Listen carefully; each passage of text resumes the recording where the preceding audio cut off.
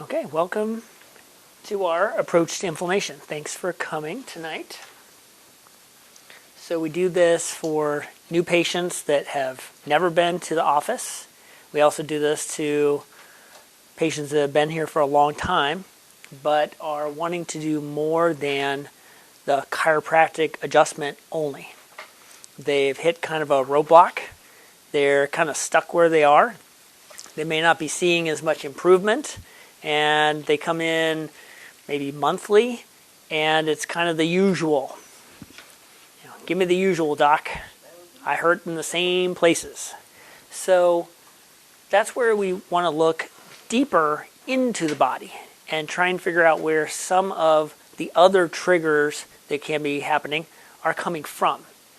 So a way of doing that, well, the test that most of us know is a colonoscopy or an upper endoscopy. So where the tube goes up the butt or down the throat, right? And you get, nice in color pictures. Yay.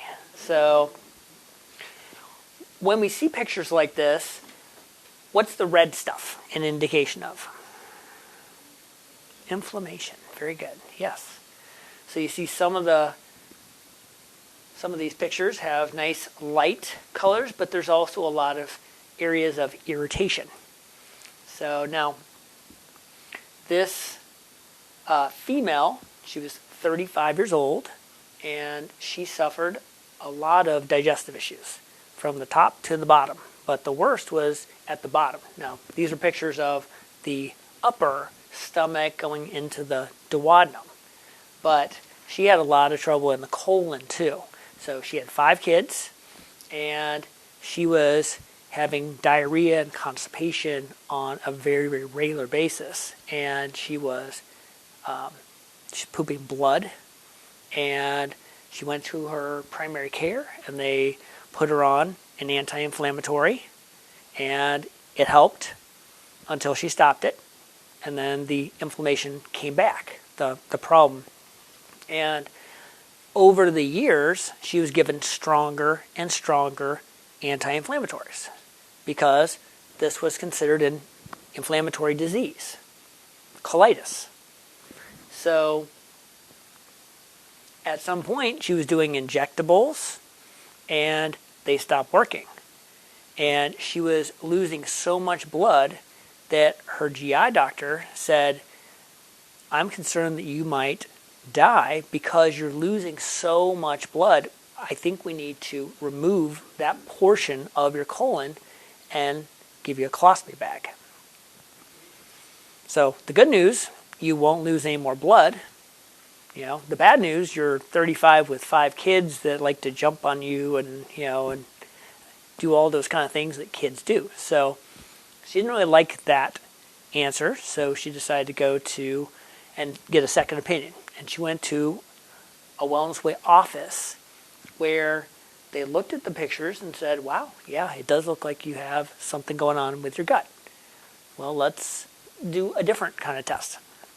Let's do a food allergy test. And let's do a stool test. So she had her foods tested. She had her stool tested. And they found different foods that she was reacting to. And they found different infections in her gut. So they worked on her for about 9 months to change the diet, to change the inside of the colon, and they sent her back for a follow-up colonoscopy. And her GI doc came in and said, this looks great. We don't have to remove your colon. So just keep on doing what you're doing. Now, he never asked her, what are you doing? How did this change? Because he said, you'll be back to have this when it gets bad enough. And that's what a lot of people are left with. That's what my dad was told. When he was, he refused to have the last portion of his colon taken out. So this hits very close to home because Halloween, October 31st, 2019, I got a call from the Cincinnati hospital. My dad lives in Ohio. And they said, your dad's colon has burst. they found stage 3 colon cancer, and we're going to have to remove part of his colon, and we don't know what's going to happen. So he had a lot of stress the last 10 years taking care of my mom, who had Lou Gehrig's disease. So 7 years of stress. He went from a guy who had like an iron stomach to a guy who was going to run into the bathroom because he couldn't control it 25 to 30 times a day, and just out of control. Irritable bowel, colitis, Crohn's. He had all of those diagnoses. Was on a lot of different meds, but unfortunately didn't get a colonoscopy done.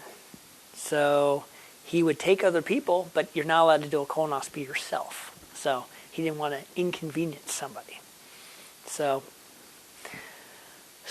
he went through chemo, and his feet became where he couldn't walk on them. He said it felt like he was walking on bits of glass. The nerve endings in his feet became so incredibly painful and sensitive, he had to stop doing that. And fortunately, it looks like they got most of or all of the cancer, because that was 2019, it's 2024 now, and he has been cancer-free since. But when he had his follow-up colonoscopy about a year ago, they said, you have so many precancerous polyps, we want to remove your colon and give you a colostomy bag. And my dad walks 3 to 6 miles a day. He dances 4 to 5 days a week. He plays pickleball 3 to 4 times a week. And he said, the quality of my life, I wouldn't have any. I would not want to live. So he turned around and said, Rob, what can you do?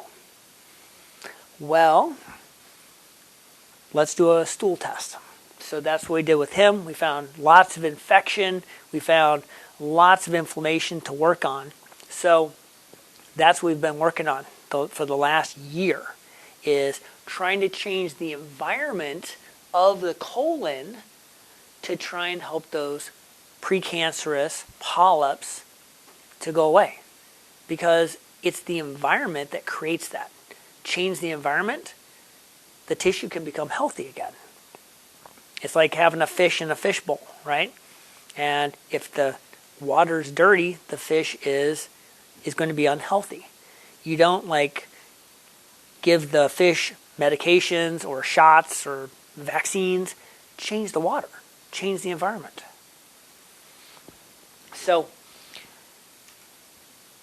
Time did a front page article in 2004 called The Secret Killer, Inflammation and the Link to Heart Attacks, Cancer, Alzheimer's, and Other Diseases, and what you can do to fight it. So I remember this come out. It was a pretty popular article at the time. This is about the time I was starting into practice. So, and I would say that not much has changed. We still are trying to figure out how to work with inflammation. Why is inflammation at the heart of all of these chronic diseases? Because inflammation is a natural process. It doesn't have to be a bad thing. If you sprain your ankle, inflammation is what lets you know you have an injury. It gets swollen. It gets red. It gets hot. And all those different tissues need to have time to actually heal. But that's an acute inflammation response. Just imagine if you sprained your ankle every single day and it never healed. That's what is essentially happening in your body when you have inflammation that you don't know about. And we don't proactively look for inflammation or even proactively try and prevent diseases in the Western mindset. We do our yearly annual physical. They'll usually do a little bit of cholesterol screening. They'll do a CBC to make sure your white blood cells are good, your red blood cells are good. They'll run a CMP, which is a liver and kidney function test, which costs about $5 and $5. And they'll charge you a lot for it to read it. And regardless of whether you feel good or bad, if those numbers are normal, you're fine, right? I mean, I talked to somebody today. She's like, I just had all my lab tests done, and they all came back normal, and they said, I'm fine. And she said, well, why am I exhausted all the time? Why is my hair falling out? Why am I overweight? Why do I feel like crap? And I said, we don't know, but you're fine.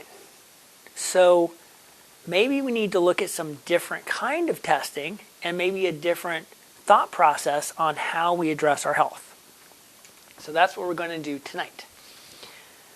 I have the challenging task of trying to get you to think differently than what you've been taught to think since you were a small child. Because what we're taught in this country is, if I have a symptom, if I have a headache, give me a medication. If I have heartburn, give me some sort of antacid. If I have something wrong, don't think about why. Why am I having that? Why am I having that reflux coming up? Just neutralize it. And you see the different commercials that will say, some big guy eating 15 hot dogs down, and he's I feel terrible. And they've got some sort of, emergency thing that comes, and it's the thing is, how fast can we give him relief? It's stop eating 15 hot dogs. It's not that. It's try and change your diet. Try and figure out why you're having that. No. Let's just calm that inflammation down temporarily and neutralize it so you don't feel it anymore. That's a clue. Your body is trying to give you a clue.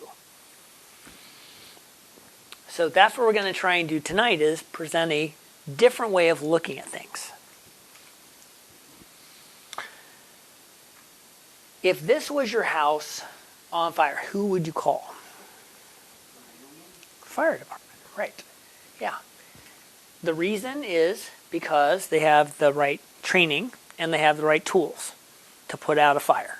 So typical tools, hoses, spraying water, axes to break down the doors, break out the windows, and they have the training to put out the fire the fastest.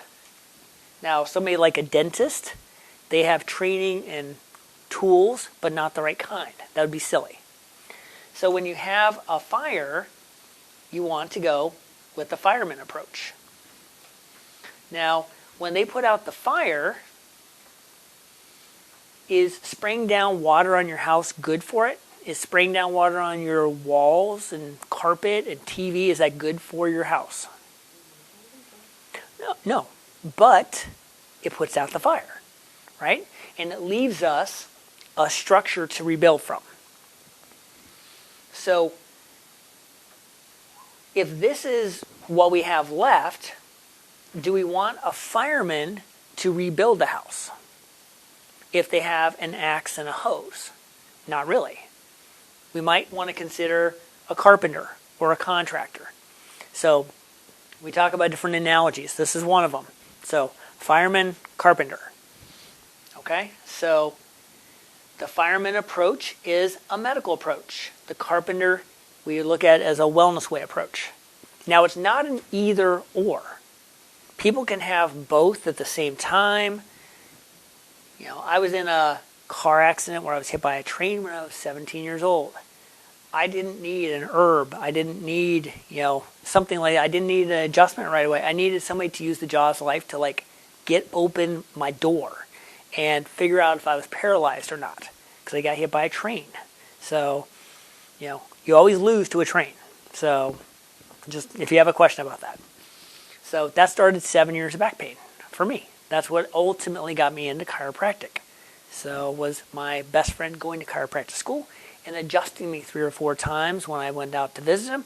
And my back hadn't felt that good because I had chronic back pain for about 7 years. 17 to around 23, 24 years old. So if we look at it this way, the fireman is going to be that emergency, the car accidents, the torn ACLs, the broken bones, the heart attacks, and they are really good at that. The ER is fabulous at saving people's lives. But if you want to make a lifestyle change after that first heart attack, what's the first thing they're going to tell you to do? Take a blood pressure pill. Usually take a cholesterol pill.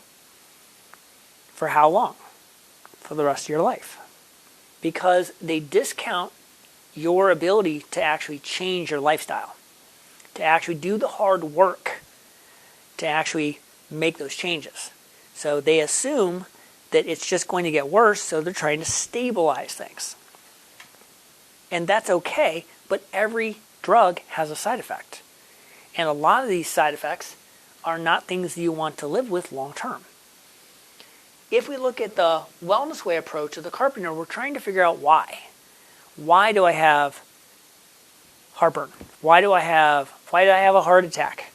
Why did I have a thyroid issue? Why do I have an autoimmune condition? Why is my back hurting every morning when I wake up? Why do my knees feel like, I'm a 95-year-old and I'm 40 or whatever?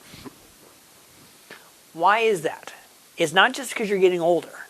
Because I have kids in here all the time that talk about the pain of their knees, the pain of their back, the headaches they have. And they're 10, 12, 13, 15, 17, 19 years old. They haven't had traumas, but they are living an unhealthy lifestyle. If we look at this approach through something like the thyroid, if you were to go into your primary care and say, Doc, I'm cold all the time, I don't have any energy, I'm overweight, my hands and feet are cold, I just don't feel like I've got any energy or vitality. They might say maybe your thyroid is off. And if it's your primary care doc, they'll run a TSH, thyroid stimulating hormone. And the reason they'll run one is because that marker is covered by insurance. And if that number is out of the range, you're now able to get a medication, levothyroxine or Synthroid. And if it's not, then you don't. And they'll just say, well, let's check it again in a few months. Even if you have all the symptoms of a thyroid problem. Now, many people will start on a thyroid medication, but they don't feel any better. They don't feel any different. So maybe they'll go to an endocrinologist, or they'll go to an integrative or functional medicine doctor. That's this alternative medicine approach. And maybe they'll run a few more markers. Maybe they'll actually run thyroid hormones. TSH is actually not a thyroid hormone. TSH is from the pituitary, and it tells the thyroid to release hormone. So when they're running that TSH, they're not actually even testing your thyroid before deciding to put you on a thyroid medication for typically the rest of your life, because it's a thyroid hormone replacement. Again, they're making the assumption that your thyroid is defective and that it's never going to work again, so we're going to replace what it's not doing properly. Now, you might get a couple more numbers like a T4 or T3. Those are different thyroid hormones. But at the end of the day, it's the same thought process. What medication are we going to put them on if the numbers are out of alignment? And if they're not, you don't get anything. And if you do, you may get a slightly different thyroid medication, but it's still the same thing. It's still the same philosophy. Our body doesn't work properly, and we have to take over for it because there's something wrong. If we looked at it from a wellness way approach, our first thought process is why. Why is your thyroid too high? Why is it too low? Why are those numbers off? What could cause that? There's usually 4 different reasons for a thyroid issue. One is production. Maybe you're not making enough T4 or T3 or TSH. Sometimes it's a conversion issue. T4 converts into T3. It has to have specific things to actually do that. Our hormones need different minerals and things like selenium, iodine to actually make those conversions. So if we are deficient in some of those different minerals, magnesiums, irons, then we won't be able to make them. So it could be a conversion issue. Sometimes it's an autoimmune issue where we have something called thyroid antibodies. And our body is producing those because there is a perception that the tissue in the thyroid is defective and it needs to be taken out and destroyed. It's not producing the right kind of stuff. So the thyroid will become what's considered autoimmune, where it's attacking itself. Why? Why would our body do that? Why would our body try and take that tissue and try and get rid of it? Maybe there's actually a reason why for that. So how do we fix it? And the way that we look at the thyroid in a much more comprehensive way is to do more testing. So if you just look at TSH through the 3s and the 4s and the reverse T3 and the antibodies and the thyroid uptake and the thyroid binding globulin, these right here are just specific to the thyroid. Here's T4 down here. But all of these different markers have a relationship with the thyroid. The thyroid is unbelievably important because it affects the whole body. But it's easy to have it thrown off because it affects the whole body. So that's why for autoimmune diseases, there's over 100 autoimmune diseases, but thyroid autoimmunity, both of them, hypo and hyper, are in the top 5. So Graves and Hashimoto's for autoimmune are in the top 5 because thyroid autoimmunity is rampant. It's one of the most common reasons why the thyroid is off. Hashimoto's, which is low thyroid function, means something is off there. But it can be due to other hormone imbalances. It can be due to anemias. It can be due to liver problems. It can be due to food allergies. It can be due to toxins. It can be due to heavy metals. There's so many different reasons why these things can be off, as opposed to the number's low, so here's a medication. And if we can figure out why, then we've got a much better chance of trying to figure out how to restore the physiology as opposed to just consider it broken. So autoimmunity is not, it doesn't always have to continue. You can actually reverse those numbers and decrease it. It doesn't mean the autoimmunity goes away, but it means that it doesn't advance. Most people, when they start with one autoimmune condition, they get a second one, and then they get a third one. And autoimmune conditions for women between 40 to 60 are the number one killer for them. It's those diseases that they have knock down the immune system and are what ultimately kills a lot of women. So autoimmune conditions like lupus, scleroderma, Crohn's disease, Hashimoto, so there's a ton of them. So, and all they do is they just keep finding more and more with different areas of the body. So this is a way to do a much more complete job and see where the whole body is working, as opposed to just taking one little snapshot and not having the full picture. Does Cheshire Medical do this? No. There's testing in here they don't even have. Half of the thyroid panel, they can't even do. They don't do reverse T3. They don't do thyroid binding globulin, I don't believe, on that one. So when we ran it over there, they were only able to do about 6 of the 13 markers for just the basic thyroid. And the patient was up to $2,000 on their bill for 6 markers. The test for just a basic thyroid is something like $200.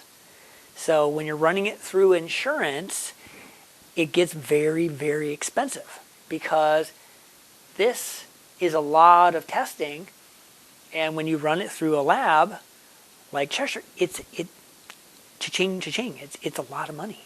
So you can do this at a much lower discount at independent labs.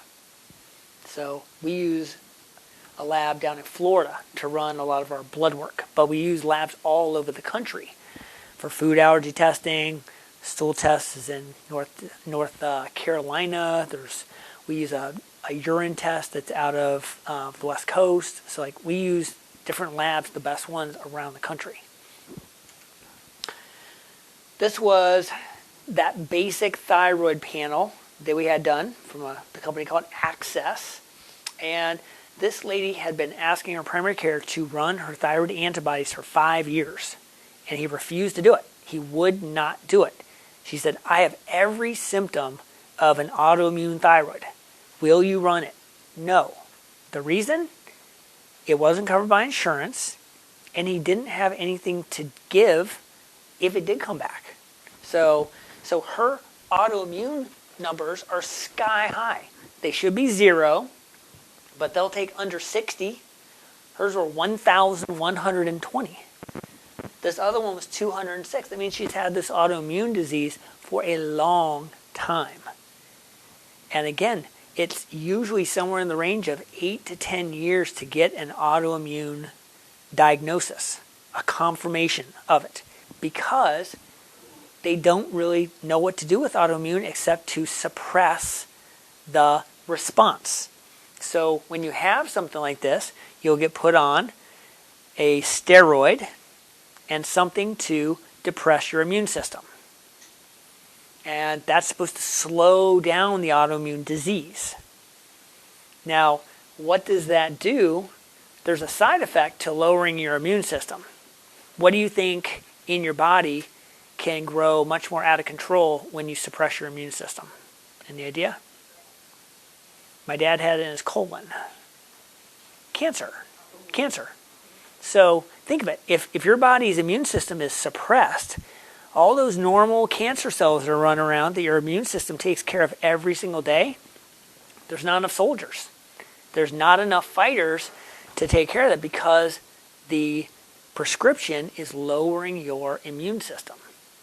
It's a side effect, but a big side effect. And that was one of the things that my dad knew that he was doing, but was taking the medication because he wanted to try and get under this colitis under control. It was just so brutal to him. So what is health? We all want to be healthy. We all strive for that. We want our family to be healthy. We want our kids to be healthier than we are. We might want our in-laws to be healthy. You know, it's debatable. But what is health? If I was to ask you, what are the 3 most common answers for, if I do these things, I'll be healthy? What would you say? What do you think are the most important 3? Exercise, sleep. There you go. Yeah, so nutrition, exercise, and sleep. If you do these 3 things, are you guaranteed good health? No. So, puts it more in your favor, but most people don't do all 3 well. Most people do 1 or 2 well. I used to run marathons, so I always look at that exercise one down there, and it's amazing how many times you see a 40-year-old guy, typically, drop dead in the middle of a marathon. He's getting at least the exercise part. I don't know about his nutrition, don't know about sleep, but it's deceptive. What is on the outside is deceptive. We have a tendency to think, well, I'm okay, I'm healthy, but you don't know what's going on internally without looking and testing. And they don't do that with your primary physical exam. If anything, it's only gotten worse and worse. They test less and less every year. It's the bare bones. The cholesterol testing that we do should have been, the testing, it's like from the 1980s. There's so much more advanced testing for cholesterol and heart disease risk, but they're still running those same basic panels. LDL, HDL, VLDL, cholesterol. It's the same stuff. You can break those molecules down to and see like what those fat globules actually are, and you can get numbers on them to see which things are actually going to clog up your arteries. So you can go into much more in-depth testing with that. So yes, if you do these three things, there's still no guarantee that you're going to be healthy. Anyone ever seen Grumpy or Grumpier Old Men? I can't remember where the volume is on this. 5 years old, and I never exercised a day in my life. Every morning, I wake up and I smoke a cigarette, and then I eat 5 strips of bacon. And for lunch, I eat a bacon sandwich, and for a midday snack, bacon, a whole damn plate. And I usually drink my dinner. Now, according to all of them flat belly experts, I should have took a dirt nap like 30 years ago. But each year comes and goes, and I'm still here. And they keep dying. So we all know somebody like that. That's an exception, though.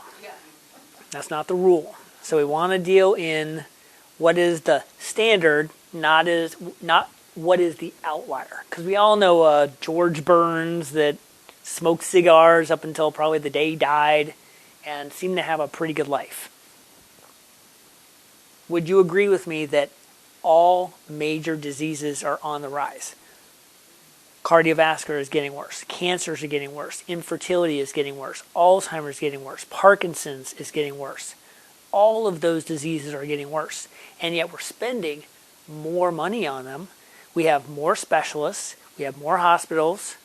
We have more cool surgeries. But things are still getting worse.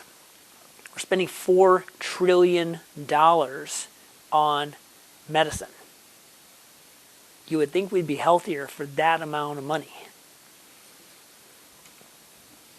Health is a state of optimal physical, mental, and social well-being, and not merely the absence of disease or infirmity.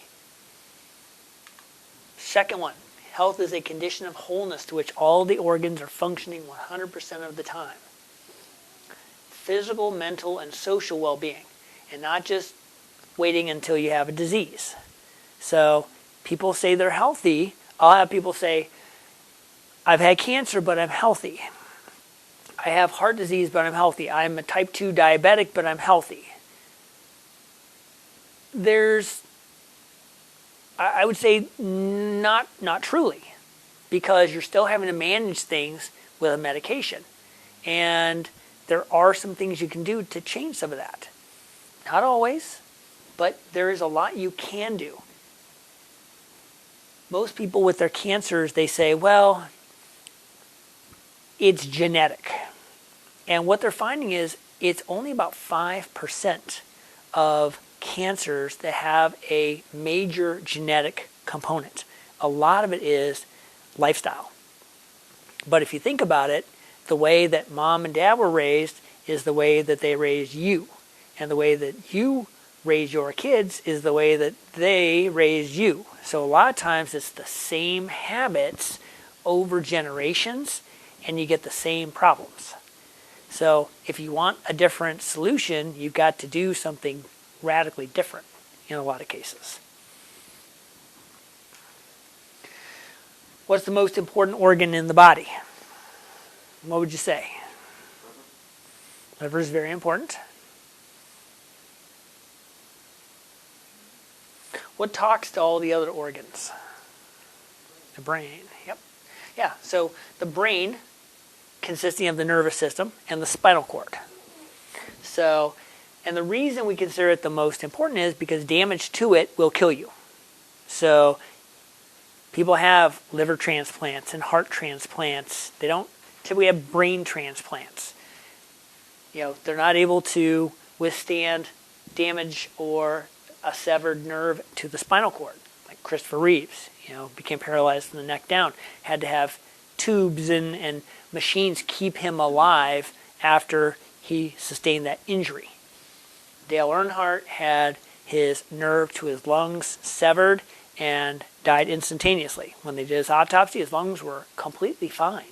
It was the nerve that had gone to it that no longer told it to pump oxygen. That's how he died. So that's why we consider the nervous system such an important key. Now, what damages our nervous system? We call it 3 T's. So traumas, like those 2 examples, and that's what chiropractors are known for working on, what are called subluxations, areas of misalignment or areas that are restricted or not moving anymore. They're fixated, they're stuck. Toxins, chemicals that we're breathing, putting on our skin, putting into our food, the foods we're eating, and then our thoughts, our stinking thinking, our stressors. And we call those the 3 T's, or stressors. So, what's usually the first trauma for a kid? Birth. So, what's the worst trauma for a mom? Usually birth. So, it's a heck of a process. Most women will say, I was never the same after baby number 1, 2, 3, 4, and they'll say, I've always had this problem since then, be it sciatica or problems with the back or problems with the neck or things like that. So this is traumatic for both. So I work on a lot of babies and I work on a lot of moms during pregnancy, after pregnancy, to try and help with the alignment of their spine so that they have the best chance of a healthy delivery as possible. But you can go beyond that. A sick mom creates a sick baby. So if you want to have the chance of having a healthier baby, you've got to, again, do some work beforehand. Otherwise, they're going to inherit a lot of the stuff that you have. A lot of moms have a lot of toxic stuff in there.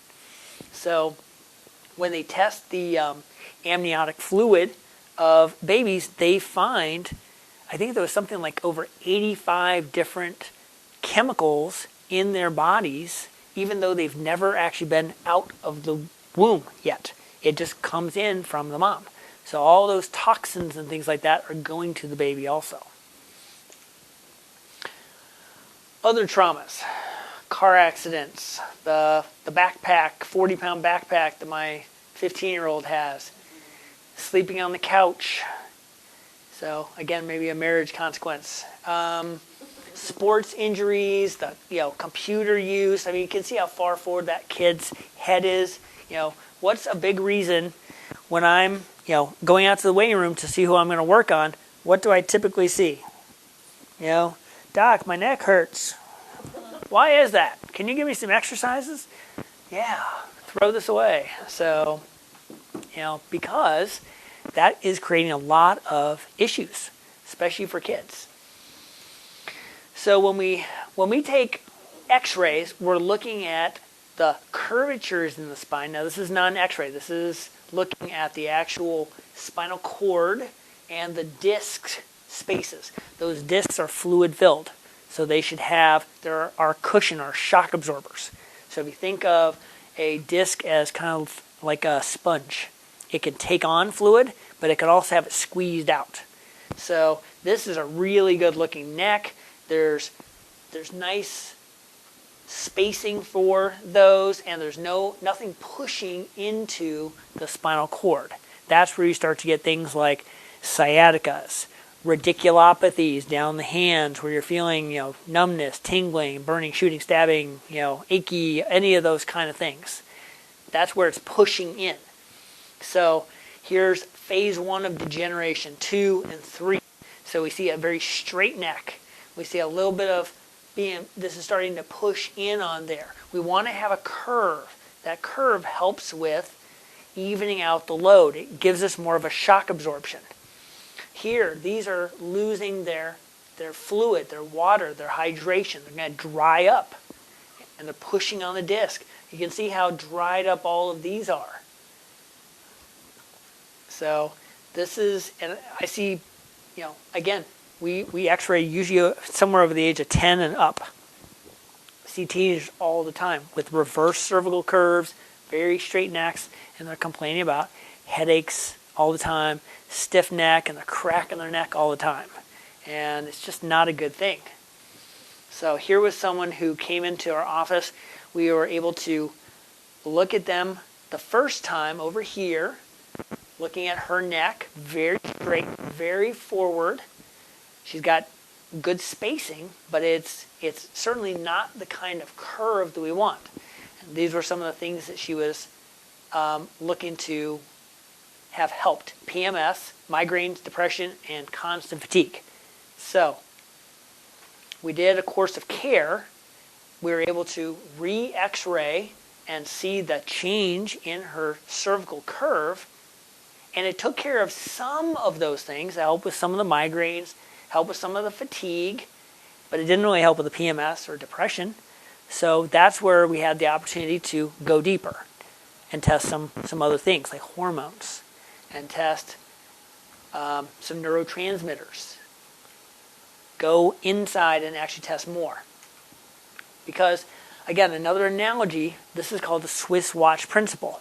We look at the nervous system as the central cog of the watch, with all the different systems of the body in play. So the nervous system communicates with all of them. So if you have a problem with your digestive system, it could come out in your skin. Let's say you had a gut infection. You might end up with a rash on your skin. Let's say you have something going on with your skeletal system. Maybe you've got compression in your neck. That could affect your thyroid gland because your nerves from your neck go to your thyroid gland. You could have a problem with your immune system, and that could play into, maybe the respiratory system or the muscular system. So all of these pieces need to be working properly. That's the reason. When you have a Swiss watch, if one cog is off, it's going to affect the whole thing. And that's what we tend not to think about. There's so many specialists, and what they only deal in one little thing. So we go to a specialist for our thyroid. We go to a specialist for, the GI issue. But so many times, you've got to look at the body from a Swiss watch principle. Everything affects everything. So we talked about trauma. These are some toxins. So we talk about metal fillings, amalgam fillings, mercury fillings. They have cadmium and arsenic and different things like that. Those are toxins that are in our mouth. And there's a video called it's called the smoking tooth video. And what it shows is when you grind your teeth or you chew on things, it releases vapors into your mouth and into your brain because those chemicals are getting heated up when you're chewing like this. So toxins like that can affect something like the thyroid. So if anyone remembers their periodic table, iodine is called halogen.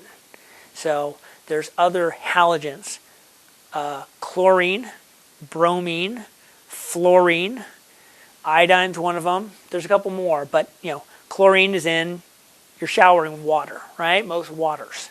Fluoride is in your toothpaste and a lot of the different, again, waters too. Bromine is in a lot of breads, like the place that just closed, Mountain Dews. There's a lot of different baked goods. Those things can affect the body's ability to get that iodine connected with the tyrosine, the thyroid, to make that T3. T3 is 3 iodine molecules. Well, those metals can affect that. Pollution can affect it. Our nutritional pieces that we have, cosmetics. So what goes on your skin is absorbed into your body within 20 seconds of it being put on your skin. So if you can't eat what you're putting on, you probably shouldn't be using it as makeup. You shouldn't be putting it on your skin, because that is another major source of toxins that primarily women put on their skin without knowing. So you just got to be much more aware of the different ingredients that are in those. Here's some ingredients to avoid. So trans fats, MSG, high fructose corn syrup, agave syrup, white sugars, white flours, aspartame, Splenda, sugar, vegetable oils, spices, artificial flavors, palm oils. And we give you some different alternatives on that page there too. The reason most of these things are very inflammatory and they're very processed. So that might be like why vegetable oil might show up. It's so common in the restaurant business that they cook in vegetable oils, that we are usually very deficient in animal oils. So I cook with beef tallow, so that's like beef fat. I cook with bacon fat. I cook with, so I use some of those because there's so much of these vegetable oils. Now again, olive oil is great. Avocado oil is great. There are good oils like that too, but we've gotten away from a lot of the natural things that had benefit from our proteins, our animal products. We don't eat, all we eat is the muscle meats. So we don't eat the joints, the collagens. We don't cook up bones. We don't get the gelatin that they used to get. 25% of their joints, 25% of the protein intake was that collagenous stuff from cooking up the bones, using all of the different pieces. We don't do any organs anymore. What's the most nutritious food of anything? It's liver. Liver has the highest, exactly, has the highest nutrition of anything out there. But, if I was to count on one hand, who actually eats liver on a regular basis? Nobody here. So now we have capsules that have liver in them. So that's how I get my kids to eat it. But I do an organ liverwurst, which is liver, kidney, and heart. And if you look at outside the United States, a lot of cultures do eat organ meats. And, yeah, exactly. And most people from outside of the country say that they feel so much better eating the way they do. And then when they come and live here, their health declines. They feel much worse. And when they go back and visit, they feel a lot better. Because the way that they cook and the freshness of their foods is a lot better than what we have here. So, Nutri-Grain bars. Anyone ever have one of these? Seen them? Number one selling cereal bar in the world. So, if we look at the ingredients, so we just look at, we've got how many different forms of sugar? High fructose corn syrup. Then we've got corn syrup, high fructose corn syrup again. Glycerin, another sugar. Fructose, another sugar. Sugar. Maltodextrin. So that's like 7 or 8 in the first 3 lines. Then, artificial flavors. Go down through. Red dye number 40, blue number 1. Hydrogenated soybean, cottonseed, another high fructose corn syrup. We get a natural honey down there. I don't know why. But it is just laden with sugar. But the American Diabetic and the American Dietetic Associations will recommend this over eating an egg that has great fats, great protein, so much more nutrition. But this is approved by the Diabetic Association. So who is making money on these? So this guy's name was Mark. If you can see over here, he had a nasty rash on his skin. It used to bleed. It would crack. He would have to wear gloves when he would hold the steering wheel. He was a traveling salesman. He would have to put something over to shake hands. He had this for years. And when he would get the creams to try and reduce the reaction, it would help until he stopped. And he would always come back. So at one point, he was on 40 different supplements because his girlfriend was a nutrition rep for a company. What they didn't do was they didn't try and figure out why. Why is his body having this reaction? Well, if you ever think of the skin is the window to the soul, right?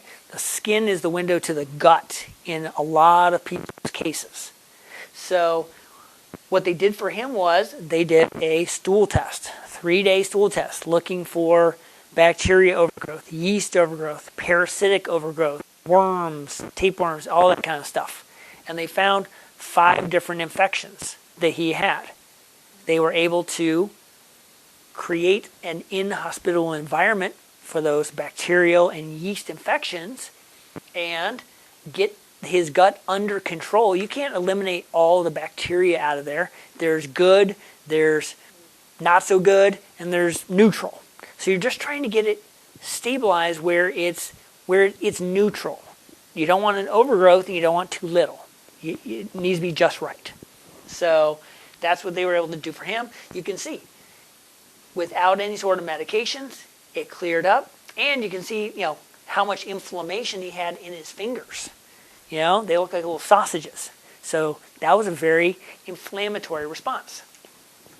When we do x-rays on the first visit, we usually do lower back x-rays. We do ones of the pelvis too. This one is a thoracic one. Now, this woman had been a patient for a long time. You can see she's got she's got some curvature in her spine. Her big thing was, again, digestive health. She could not leave her house in the afternoon without wearing Depends. She could not leave the house. She had uncontrollable diarrhea again. So you can see all of this stuff pushing out. Do you see her belly out here? And you see all this stuff pushing out on it. So even though she was having diarrhea, she was immensely backed up. She had an immense amount of inflammation here. When we look at x-rays, we should see this kind of lightish gray. That's what we should see throughout these x-rays. You should not see these big, dark bubbles on here when you're looking at an x-ray. That is a sign of some sort of inflammation going on in the gut. We don't know exactly what. It could be any number of things. But we know that something's not feeling right. When we looked at this, I can't even see her tailbone because it's so blocked up with stuff, all this stuff, all this stuff. So we ran a food allergy test on her, 110 foods. Now there's a difference between an IgE and an IgG response. Everybody knows about IgEs because they all are aware of peanut allergies, right? I eat a peanut, I have an anaphylactic response, right? So that's IgE. That's a very small part of our immune allergy system. The vast majority of our response are through IgG reactions. Those antibodies are a lot slower in process. They typically don't kill you, and they create more of a chronic problem, and they can have a big delay. So you could eat something on Monday and not react to it till Friday or Saturday. So it's very hard to do an elimination diet and figure out what foods you might be reacting to, because it's very hard to stay away from all those other foods for that length of time. Or you can do a blood test that's 95% accurate and see what foods show up. So she only had 6 show up. That's pretty nice. My son had 26 on his first test. He was 6 years old at the time. So eggs showed up pretty high, garlic, pistachio nuts, and yeast. And when we did her stool test, we found she had a yeast overgrowth and a bacteria overgrowth. That's why she was reacting so strongly to yeast, because the yeast was over responding here, and that's one way of seeing that. But she noticed a big change with coming off of eggs and garlic. So we did a stool test on her, and it measures 3 different parts. It measures infection, measures prebiotic need, how the microbiome, how the environment is, the inflammation, and the digestive support. And Red needs a lot of response. Green is low need for response. Yellow is kind of in the middle. So she had quite a bit to work on there. But within a month to a month and a half, she was able to go out without having to wear Depends. So it was getting that infection under control and then figuring out what foods were creating that immediate response for her where she was having to go to the bathroom so quick. So that was her. And she's done really, really well. And so I'm seeing her probably, I think, sometime next week again, too. So another thing we test is steroid hormones, all right, our hormones. So most women will talk about their hormones being out of alignment, out of whack. I feel off. Women have a lot more chance of problems happening than guys do. Guys, our primary one is testosterone. Guys are very fortunate. So, I feel for women because they have to deal with all of this. And notice what the primary building block of our hormones is: cholesterol. What's one of the number one medications that most people are given? Cholesterol-lowering drugs. So if you're on a cholesterol-lowering drug for your high cholesterol, guess what you're not going to be making enough of? Your hormones. So when women go into menopause and their hormones start to decrease, well, if your hormones are decreasing, what is your cholesterol going to do? It's going to go up because it's not being used to make your hormones as much. So one of the big reasons why women are put on cholesterol-lowering drugs around menopause is they're not making as much of this. So I think your cholesterol should go up a little bit as you get older, not be at 150 for life. We don't have the same needs that we did when we were younger. Our body changes. We have to think more in terms of the physiology. But you're going to be a lot more miserable if you are on a cholesterol-lowering drug, and you're going to have a lot more symptoms for hot flashes and vaginal dryness and all the different things that are created by low hormones. Guys, same thing. I see more and more and more guys with low testosterone all the time. Young guys. I work with a lot of veterans. And it's amazing how many of them are on testosterone prescriptions or shots and things like that. And they're in their 20s, 30s, 40s. So I'm seeing testosterone being a major, major problem from a stress perspective, toxin perspective. But it's not just all women. I see many, many guys in some days I'm seeing more guys on hormone replacement than women. So, which you would have never heard of a few years ago. You can test all this and see what is going on because you can see all these arrows going back and forth. Well, you can see what parts, maybe you're having low testosterone. Well, maybe it's not being functioned this way, or so you can actually look at that through urine testing. So it's called a Dutch test. And all of those hormones on the steroid hormone pathway that I gave you are here, broken down. And then you can see, where is this person low? This female's hormones are very low. All of her estrogens are very low. And you can see the different pathways where there can be some imbalances. And you can work on naturally trying to help that. You can look at the cortisol and cortisone, the DHEAs, the melatonin production. She's probably not sleeping well at all. She wants 7.6, so she probably doesn't sleep well at all. You can measure that. Instead of just, I tried melatonin, you can actually see if somebody has melatonin off. This is a way of working on and trying to balance the hormone system as opposed to being put on a birth control pill, being put on a hormone replacement that has its own side effects. Because they never test your hormones before they stick you on those medications. I have a bad reaction to it. Yeah, so it'll either be the best thing or it's going to be the worst thing. So women have very strong opinions about it. Oh, that thing saved my life, blah, blah, blah, blah, blah. Or that was the worst thing, I'll never, ever do it again. So, because they don't know where your estrogens are at, and they're only supporting some of the estrogens. There's actually 10 different estrogens. Most women don't know that. Most women just think estrogen is one thing. No, it's 3 estrogens here, and then the breakdown products are all down through here. And you can look at all those and measure those. Stress is another huge component. Stress is a physical or psychological stimulus that produces mental or physiological changes that can lead to illness. So it can be either a real or imaginary stressor. How much of what we worry about actually comes true? They say 90% never comes true. And yet, we can really ramp ourselves up with thinking about, worrying about what could happen. So stress can be physical, chemical, or emotional.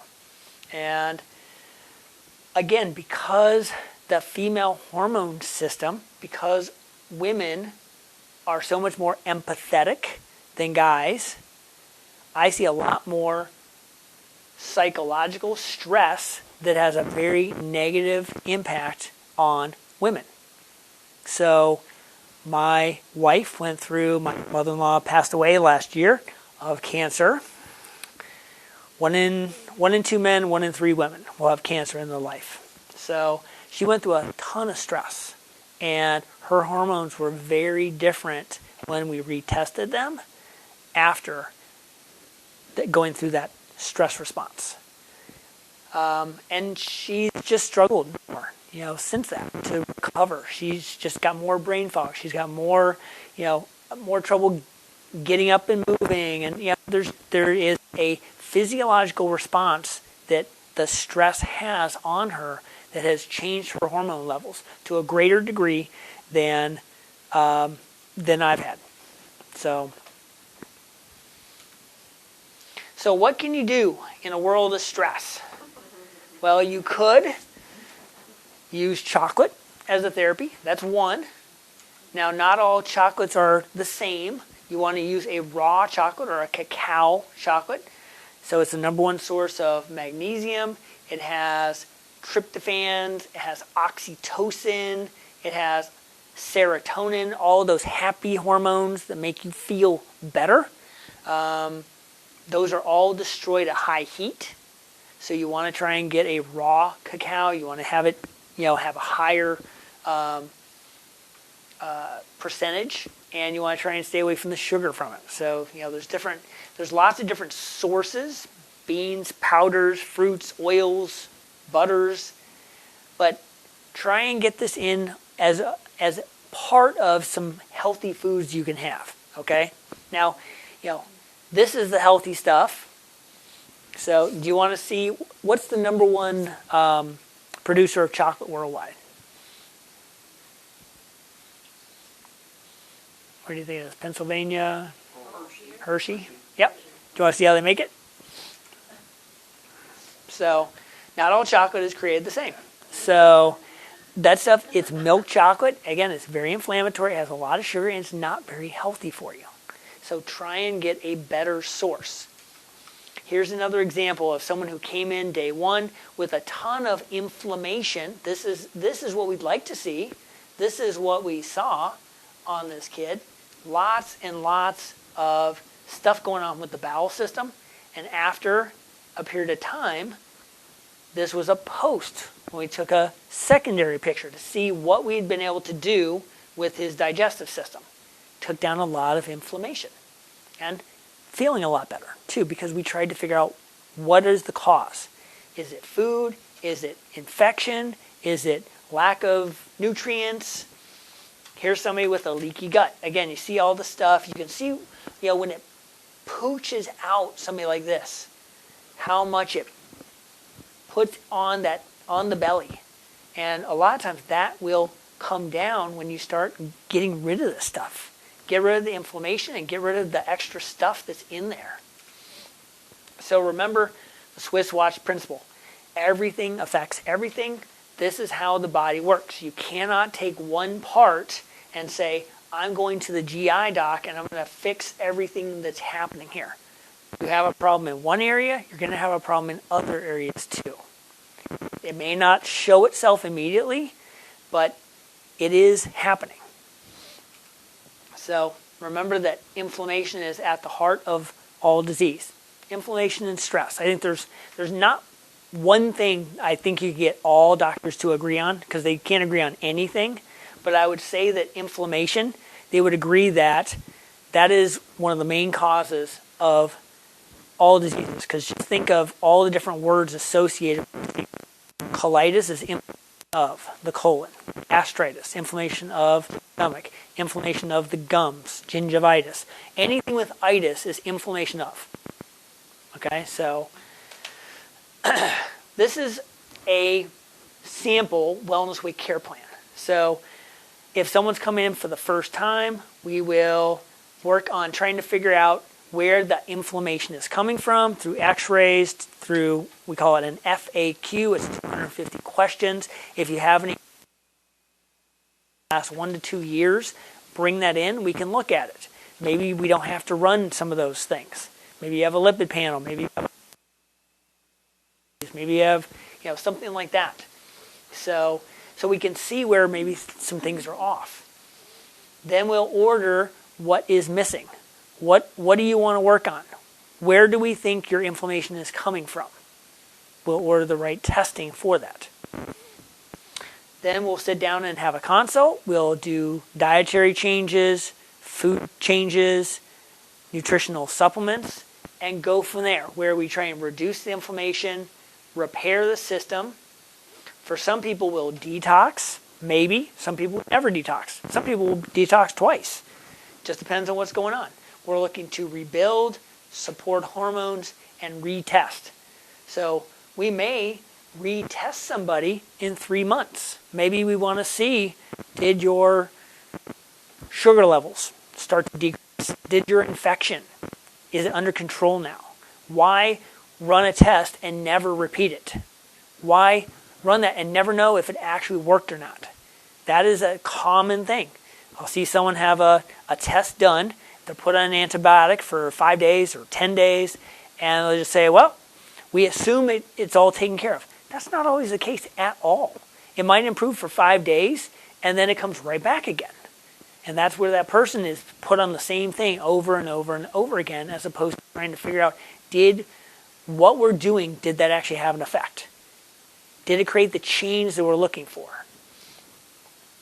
So the idea of this is that it's a road to wellness. We test, we retest, we try and make this a lifestyle, and ultimately we don't want to have people on supplements for the rest of their lives. We want people to move on from stuff, do the necessary dietary changes so they don't need to be on those kind of supplements all the time. Now sometimes that works, sometimes it doesn't. But some people have to be on a little bit of stuff. Some people, they really run with it. Other people, they start to do better, they start to have challenges, and they don't. So I'm a tour guide. I can't do this for you. This is not a microwave fix. This is a crock pot. So it takes time. This took years to come about. So whatever condition you have, it's a life process to change it. It takes time.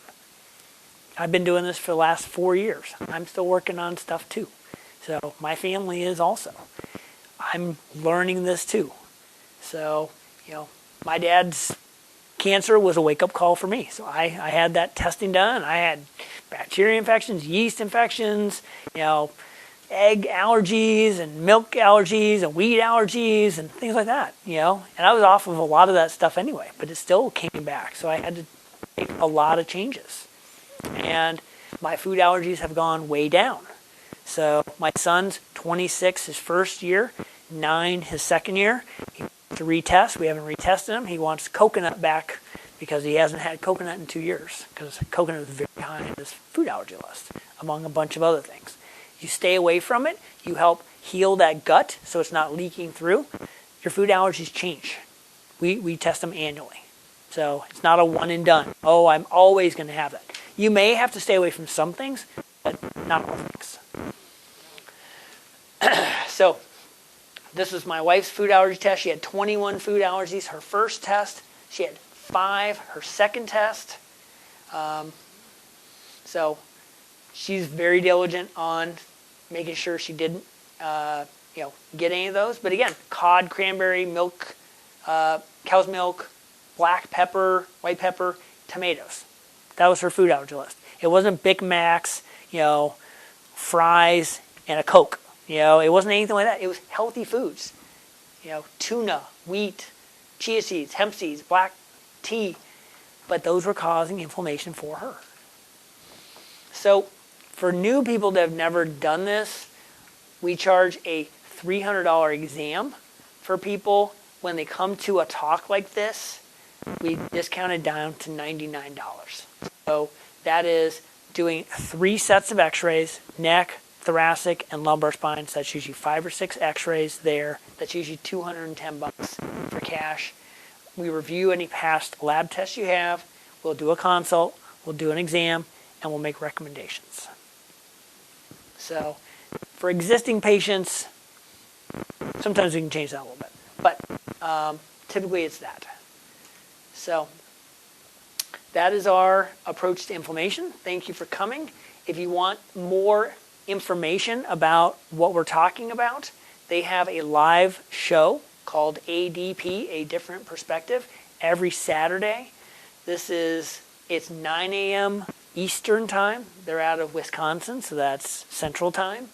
But that is a free show that you can go on, and you'll get information about diabetes, hormone issues, PCOS, endometriosis, cancers. They just cover a whole gamut of information with that. We also have a newsletter that comes out every Friday, so whenever you come in for an appointment, if you give us your email address, you can get their free newsletter on email every Friday. All right.